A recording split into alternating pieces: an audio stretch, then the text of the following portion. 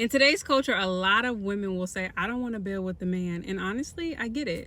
And I truly believe that most women will say this because they built with the wrong kind of man.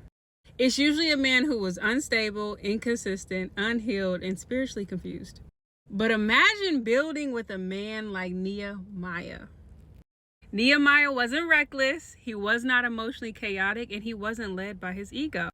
This was a man who prayed before he moved, and he sought strategy from God. He was a man who didn't fold under pressure or get distracted by noise. Even when they were antagonizing Nehemiah, he refused to come down because he was focused on the work that God called him to do.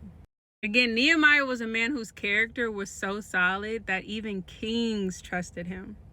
Nehemiah was a man with integrity, vision, and he was also a man who could build and protect at the same time. So ladies, the real issue isn't building with a man. It's building with a man who was never built by God. And here's the part we don't talk about enough. When Nehemiah stepped into his assignment, God gave him favor, resources, access, and provision. Here's the truth. When a man is walking in his God-given assignment, God provides everything that man needs.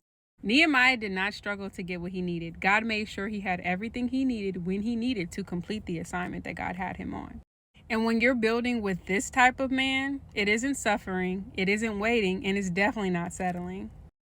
It's partnership and it's purpose, and it's also God's provision flowing through a man who is in alignment with his assignment. So the problem essentially isn't building with a man, it's the choice of the man that we choose to build with. And building with a man who shares the same characteristics as Nehemiah, that's different. That's kingdom alignment. That's peace, strategy, and blessing working together. Imagine building with a man who is spiritually led, emotionally stable, and walking in God's favor and provision. Honestly, we might need a part 2 on how to recognize this type of man.